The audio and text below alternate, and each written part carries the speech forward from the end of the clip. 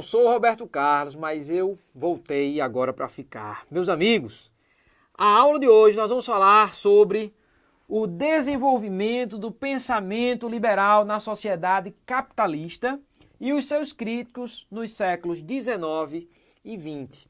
Cabe lembrar que essa plataforma de aula que nós vamos trabalhar aqui, ela vai pegar tanto um enfoque histórico, eu vou falar hoje, por exemplo, das revoluções, do processo político, das transformações que ocorrem ali na Europa, mas também o professor Maurício, né, vai trabalhar uma perspectiva filosófica, sociológica, o pensamento crítico ao liberalismo, né, a teoria socialista de Karl Marx, ponto de vista da sociologia.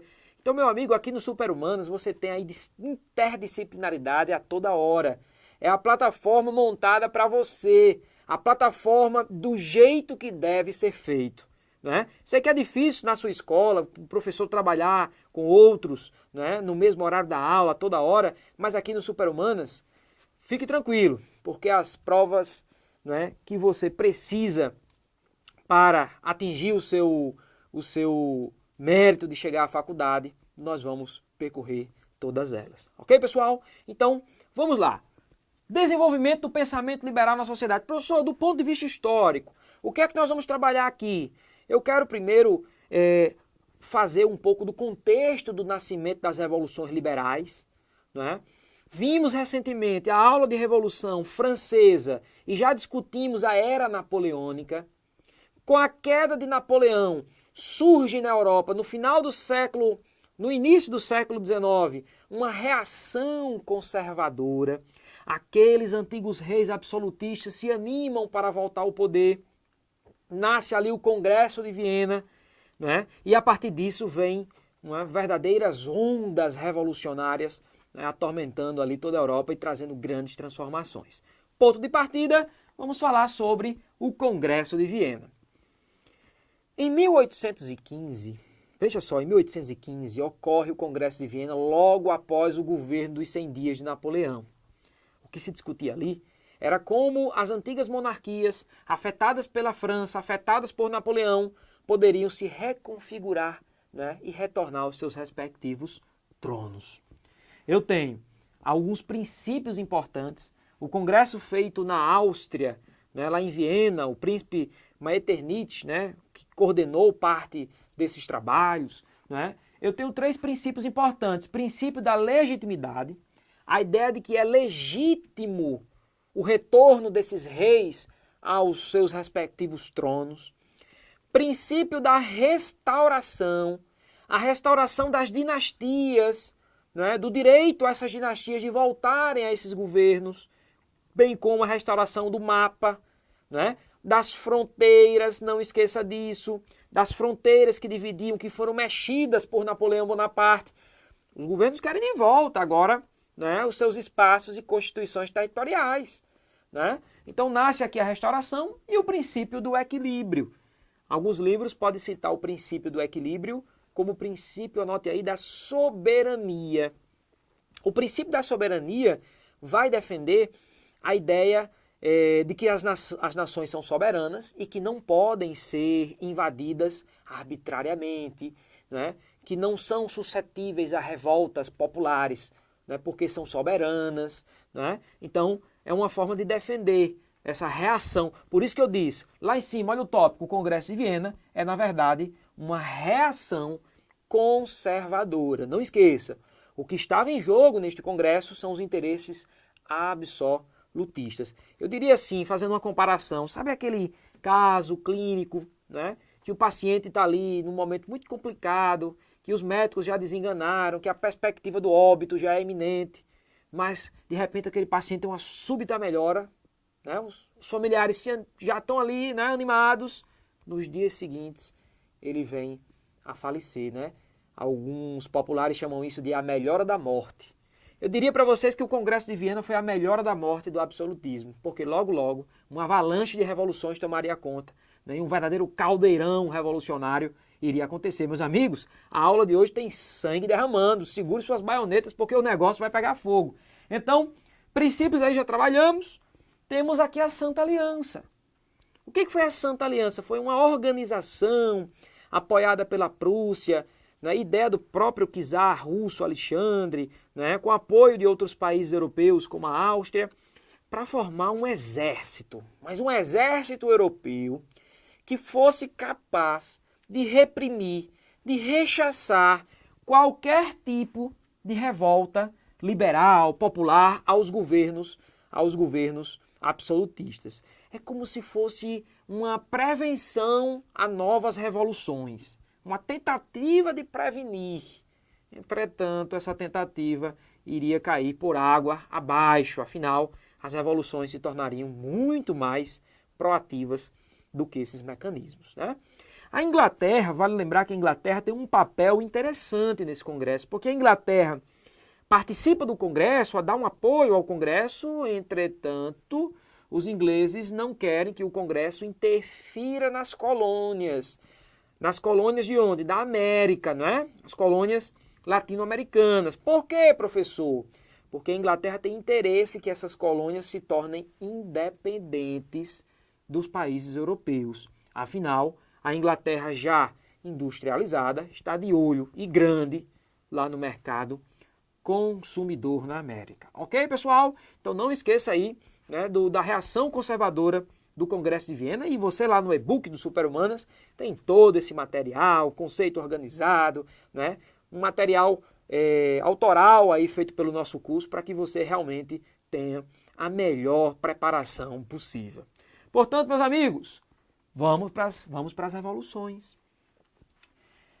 A primeira onda revolucionária. Nos anos de 1820, uma série de revoluções liberais já começam, né, a aparecer na Europa. Temos casos da Espanha, casos de Portugal, casos da Grécia. Olha o caso da Espanha. O rei Fernando na Espanha começou a enfrentar problemas. Por quê? Porque o parlamento espanhol começa a requerer a limitação de seu poder, a população começa a entrar, né, no entusiasmo das ideias liberais, né? Chega a existir um movimento rebelde, ele conseguiu reprimir, é bem verdade, mas as ideias vão ficando ali no ar, né? A Espanha não foi o maior dos exemplos dessas revoluções, mas já teve ali um princípio de agitação. Portugal foi diferente. Você deve lembrar, anote aí, puxa a setinha, que em 1820, Portugal experimentou, na verdade, a Revolução Liberal do Porto. Exatamente. Foi aquela revolução que instaurou em Portugal uma monarquia constitucional. O rei de Portugal, em 1820, teria que se acostumar com uma constituição limitando seus poderes. E você já deve estar se perguntando, que rei é esse? É aquele mesmo, Dom João VI, que estava no Brasil, teve que voltar às pressas para Portugal em 1820, né? Caso contrário, poderia perder seus direitos sobre o trono. Voltou, retorna às terras lusitanas, mas agora para falar a língua que o parlamento português estava disposto a pronunciar. Ou seja, para limitar os seus poderes, né? E embora que é até uma contradição, porque Portugal faz um movimento liberal, mas queria, na verdade, recolonizar o Brasil, né? E o fim dessa história você já conhece, o processo de independência do Brasil em 1822. Vem aí o eixo temático, a América Independente. O Super-Humanas vai preparar para você, como já disse, a melhor preparação possível. Vem para cá. A Grécia vai se desvencilhar por volta de 1829 do Império Turco. Surgiu um movimento grego chamado de filelenismo, ou seja, a valorização da independência helênica grega, vamos assim dizer. Os gregos, num passado distante, se reconheciam como a Hélade, vamos assim mensurar. Então, os gregos lutam por essa emancipação, conseguem e conquistam espaço aqui nos livros de história para que na primeira onda revolucionária, na década de 1820, também fosse lembrados, né? Então nós temos aqui a segunda onda, o negócio começa a pegar pressão. 1830 é a bola da vez. Professor, qual é o caso mais especial dessas revoluções? Gente, o palco mais interessante desses processos revolucionários, sem sombra de dúvidas, foi a França. 1830, temos que lembrar da França, pessoal. Foi justamente aqui, em 1830, que Eugène Delacroix vai produzir aquele famoso quadro, né? Já temos alguns e-books do Super-Humanos, já teve até essa imagem na capa, aquele famoso quadro de A Liberdade Guiando o Povo. A liberdade guiando o povo, né? Com a mulher se erguendo, né? No meio da revolução, levantando a bandeira da França, né? Caminhando. Aquele quadro que muitos lembram como se fosse da Revolução Francesa, na verdade não é. É daqui, da Revolução de 1830. Professor, mas o que aconteceu na França em especial? Vamos à luta. O rei Carlos X, quem era Carlos X aí no jogo do bicho, como se diz, né? No jargão popular? Carlos X, gente, era irmão de Luís XVIII, aquele mesmo rei que subiu ao trono após a queda de Napoleão Bonaparte. Luís XVIII, né, era irmão de Luís XVI, o outro rei que na Revolução Francesa, já estudamos aqui, terminou tendo sua cabeça cortada pela guilhotina lá na época do Robespierre. Professor, você está fazendo a árvore genealógica dos Bourbons? Não, não é assim. Só para que a gente coloque aí para você entender a sequência. Então, Luís XVI, Revolução Francesa, Luís XVIII, o outro irmão, pós-governo Napoleão, e agora vem Carlos X, o terceiro irmão, e talvez um dos mais autoritários da família. Carlos X exagerou nas medidas absolutistas, autocráticas, opressoras, né? E aí o que é que nós vamos acontecer aqui? A Revolução Popular começa a acontecer. A população começa a erguer as barricadas. O que são barricadas? São aquelas, né, construções de proteção que você vai barrir sacas de areia umas sobre as outras para você se proteger ali do ataque do inimigo e vai afastando a barricada até chegar no palácio do governo e derrubar o rei. Essas barricadas tomam conta de Paris e o que foi que aconteceu? Carlos X foi derrubado pela população do poder. Uma novidade surgia na França. Um novo rei e uma nova dinastia assumiu o poder. Estou falando aqui de Luís Filipe de Orleans. Luís Filipe assume em 1830 e ganha um apelido especial, o rei burguês. O motivo já está bem elementar. Luís Filipe de Orleans fica marcado por concessões à burguesia. Me parece que o rei da França esqueceu de quem colocou ele lá. Qual foi o movimento que o insurgiu para chegar ao poder, né? Então, nós temos aí o caso da França com Luís Filipe de Orleans chegando ao poder após uma onda de revolução liberal. Veja que a ideologia liberal ela está consumindo a mentalidade da população europeia e estimulando essas revoluções. É importante que você entenda isso. A influência da ideologia liberal, né, estimulando essas revoltas, do socialismo, a gente vai falar muito dele daqui a pouco, né, e do próprio nacionalismo também. Liberalismo, socialismo e nacionalismo são ideologias que estarão a toda hora, à flor da pele, né, instigando os movimentos revolucionários no século XIX. Professor, mais casos em 1830, casos de emancipação da Bélgica, né, da Polônia, a Península Itálica, que teve um caso do nacionalismo. Começam a surgir movimentos de unificação na Península Itálica que não tiveram êxito. A unificação italiana tardia, né, você sabe disso, só ocorreu um pouquinho mais tarde, lá pelos idos lá de 1870, né? Mas aqui já começa a surgir as primeiras movimentações nesse sentido. Então, meus queridos, feito aqui em 1830, vamos para o que interessa. Vamos para o conjunto de revoluções que fica aí com grande fama nos livros de história. Vamos desembarcar na terceira onda revolucionária. É 1848, chegou a hora de discutir a Primavera dos Povos. O que foi isso? O que se estaria associando à primavera? O que foi a Primavera dos Povos? Mas você lembra que já teve outras primaveras na história, não é verdade? Uma delas bem recente. Eu tive a Primavera de Praga em 1968, em 68, lá na época já da Guerra Fria, lá em Praga, na Tchecoslováquia. E tive em 2010 agora, 2010, 2011, e ainda talvez esteja acontecendo, a Primavera Árabe, exatamente, né? os governos lá na Líbia do Gaddafi, no Egito com Hosni Mubarak, né? Na Tunísia com Zine Abidine Ben Ali, foram derrubados por revoluções populares também. Voltando no passado, a primeira das primaveras, agora vamos falar da Primavera dos Povos. Dá uma grifada no e-book, o conceito de Primavera dos Povos, por favor, grifa isso. Trata-se de um conjunto de revoluções, de revoltas, ao mesmo tempo liberais, mas também populares influenciadas pelo socialismo, isso é importante, né? Olha o ano da Primavera dos Povos, 1848. Amigo, grife isso no seu e-book até passar o papel, meu amigo, até rasgar o papel, porque isso é muito importante. 1848 é um ano que um certo barbudo está escrevendo mais ou menos assim no fim de seu texto. Proletários do mundo inteiro, univos. De quem que eu estou falando? De Karl Marx. Trata-se do ano do manifesto, da publicação do manifesto comunista. Então essas revoluções são, né, também insufladas por essa ideologia. E mais uma vez, olha só quem se destaca, a França.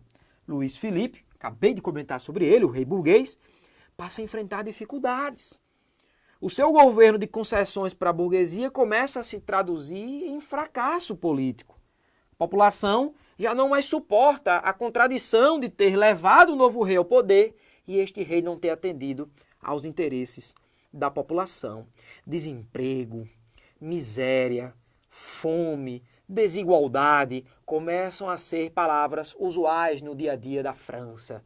E aí o que é que vem pela frente? Mais revolução, mais manifestações populares, pressão, diversas jornadas, o povo nas ruas protestando, os protestos franceses, já conversamos sobre isso, são bem intensos, bem aquecidos. O que é que acontece? Luís Philippe, já com medo de perder a cabeça numa guilhotina dessa da vida, abdica do trono e aí surge um novo governo na França. Nasce ali a Segunda República Francesa. A Segunda República Francesa foi proclamada em 1848, durante o contexto dessa Primavera dos Povos.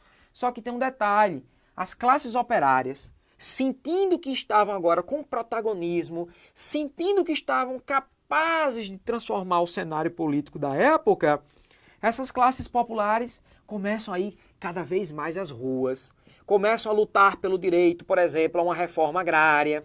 Isso é importante. A luta dessas manifestações são por direitos, direitos políticos, direitos sociais.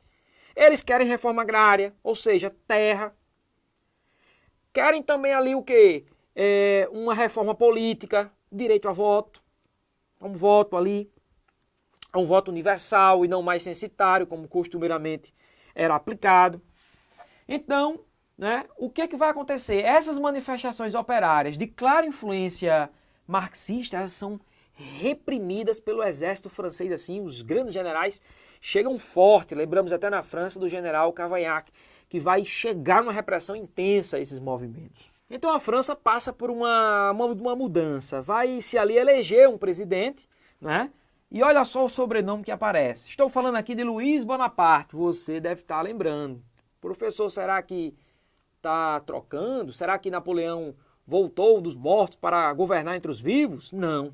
Eu estou falando do sobrinho de Napoleão Bonaparte, chamado de Luiz Bonaparte. E aqui não tenham dúvidas, talvez os franceses estivessem votando no tio e não no sobrinho, né? Querendo reviver as épocas áureas, os tempos de glória, né, de potencial econômico que os franceses desfrutaram com Napoleão Bonaparte, mas o que tinham para aquele momento era Luiz. Luiz Bonaparte se torna presidente em 48 e o que vai acontecer depois não é déjà vu não, mas aconteceu, né? Por meio de um golpe de Estado, de um articulado plebiscito, Luiz Bonaparte é coroado o novo imperador da França. Preste atenção. A República Francesa chegava ao fim muito cedo, muito precocemente. A Segunda República Francesa chegava ao fim. Alguns podem se perguntar, por que o professor falou em Segunda República e cadê a primeira? A primeira nós já falamos lá durante a Revolução Francesa. Você deve lembrar da época dos jacobinos, né? E aqui agora surge Napoleão, né, III, Napoleão III, professor. Sim, Luiz Bonaparte criou o título de Napoleão III, passa a ser o novo imperador do que os historiadores chamariam de o Segundo Império Francês. Então nasce em 52 o Segundo Império Francês. O primeiro império foi o do tio, foi o do Napoleão Bonaparte, você lembra muito bem disso. O Segundo Império vem agora com Luiz Bonaparte, que passa a ter o título de Napoleão III, né? Uma clara associação a seu tio. Então ele vai governar, gente, como imperador de 52 até 70. Época de muitos investimentos, também de centralização política, conquistas territoriais, reformas urbanas em Paris. Paris começa a ter suas vias alargadas, né? Vai surgindo ali uma espécie de Belle Époque, a boa época, né? Espaços de sociabilidade vão sendo ali construídos, né? Até que em 70, Napoleão III perde a guerra para a Prússia, né? Importante estado germânico, e Otto von Bismarck prendeu ele em Paris, inclusive, chegando ao fim, ao Segundo Império, né? Nasceria ali depois mais uma República Francesa, dessa vez a terceira. E por falar em Terceira República Francesa, lembramos os fatos de 1871. Olha que bacana, né? A aula toda aí conectada. No momento em que Napoleão III foi derrubado, os prussianos forçaram a França a assinar o famoso Tratado de Frankfurt, né, que terras da França foram até cedidas forçosamente para os prussianos, para os germânicos. Uma dessas terras, olha o nome, a Alsácia-Lorena, riquíssima em minérios, que iria motivar inclusive a Primeira Guerra Mundial. Mas naquele tratado e naquelas punições vexatórias aos franceses diante da fúria de Bismarck, a população começa a se rebelar. A França assistiu à criação de uma república, né, no meio das rebeliões, a Terceira República Francesa, a República do Adolphe Thiers, o novo presidente, mas a população se rebela, né, os operários se insurgem e surge uma grande nova revolução. Nascia a Comuna de Paris. Está aí no seu e-book, eu coloquei aí um texto complementar. Dá uma olhada nesse texto para ver o que foi a Comuna de Paris, porque aqui sim, trata-se de um nítido movimento com influência socialista. Um conselho de operários assume temporariamente o governo na França. Quer mais socialismo do que isso? Muitos historiadores chegam até a dizer que talvez Karl Marx tenha ficado emocionado como nunca, né? Porque ele teve uma sensação de que suas ideias chegariam ao campo da prática, que o dito socialismo científico iria ser praticado por alguém. Só que esse grande movimento operário terminou sendo duramente reprimido, né? A própria Alemanha conduziu também e ajudou essa repressão. O governo operário da Comuna foi dissolvido e nós tivemos a recondução do então presidente Thiers, que havia sido deposto. Era o fim da Comuna de Paris, um movimento interessante, né? Um governo de conselho de operários, as fábricas foram controladas por cooperativas de trabalhadores, né? Umas transformações aí, né? Historicamente também interessantes. E aqui nós falamos então de uma sequência que as ideias liberais, né, serviram de influência para revoluções, né? Uma crítica também ao liberalismo. Por que o liberalismo é criticado pelo socialismo? Porque esse liberalismo não se traduziu em transformações para as classes populares. Porque a burguesia foi a grande beneficiada disso tudo e o povão, as classes populares, ficam a ver navios. Por isso que cresce junto dela o socialismo, as ideologias socialistas, que você, como já disse, vai estudar aí, né, na sequência, nas aulas vindouras, uma perspectiva mais filosófica e sociológica, tendo aqui sido a nossa aula de hoje uma análise mais histórica. Eu tenho certeza que com essa aula e com as perspectivas que irão ser abordadas, você está cada vez mais preparado, né?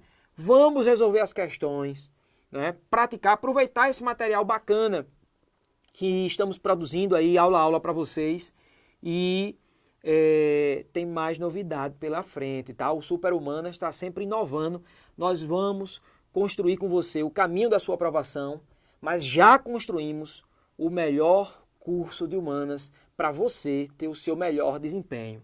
O foco são as 45 questões. Vamos para cima. Grande abraço. Valeu.